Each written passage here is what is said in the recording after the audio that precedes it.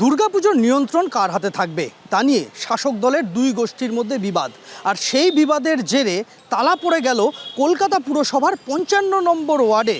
এই নিয়ে একে অন্যের দিকে আঙুল তুলছে বিজেপির দুই গোষ্ঠী। सुदीप राम और दिलीप राम जो है, समझ गया ना, तो वहाँ पे गया है तो उन लोग को एंट्री नहीं मिला है।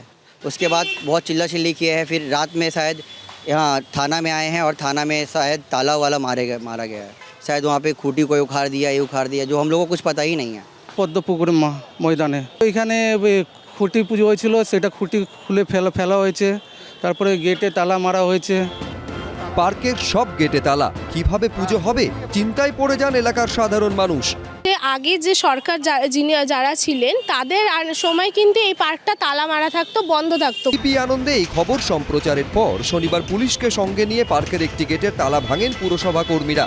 আমরা এই মুহূর্তে রয়েছি এন্টালি থানা এলাকার পদ্মপুকুর পার্ক। এখানে যে তালাগুলো ছিল সেই তালাগুলোকে কিন্তু কলকাতা কর্পোরেশন এবং তার পাশাপাশি এন্টালি থানার পুলিশ কর্মীরা উপস্থিত ছিলেন এবং সেই তালা সরিয়ে কর্পোরেশন নিজস্ব তালা কিন্তু এখানে লাগিয়ে দেন। এখন আমাদের কর্পোরেশন দিয়ে লোক এসছে, ওরা এসে তালা ভেঙে কর্পোরেশনের তালা লাগিয়ে গেছে। এটা কর্পোরেশনই এবার খুলবে, কর্পোরেশনই বন্ধ করবে। কিন্তু এবার যদি তালা মারামারি কর্পোরেশন আগেইনস্টে গিয়ে করে তো এবার আমরা শান্ত থাকবো না। কাদের নেতৃত্বে এই ঘটনা ঘটলো? থানার উল্টো দিকেই ভোটের আগে বিজেপির তরফে যে পোস্টার দেওয়া হয়েছিল প্রচারের জন্য, তাতেই দেখা যাচ্ছে সুদীপ কুমার রামের নাম, যার পরিচয় দেওয়া আছে জেনারেল সেক্রেটারি বিজেপি উত্তর কলকাতা জেলা। এই সুদীপ রাম, তাকে দেখা যায় সেখানে চেন তালা দিয়ে, চাবি দিয়ে থানার গেট তিনি আটকে দিচ্ছেন। আর তার সম্পর্কে দাদা, তিনিও ছিলেন সেই রাতের ঘটনাতে।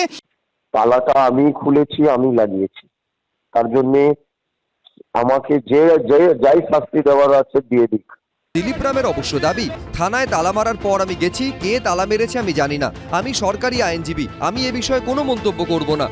একটা দুর্বল প্রশাসন এলাকায় এত গন্ডগোল করছে, কিন্তু পুলিশ তাদের কোনো ব্যবস্থা নিচ্ছে না। থানায় চড়াও হওয়ার ঘটনায় মামলা রুজু করেছে এন্টালি থানার পুলিশ। সূত্রের খবর, দিলীপ রামসহ বেশ কয়েকজন বিজেপি কর্মীকে জিজ্ঞাসাবাদ করা হয়েছে।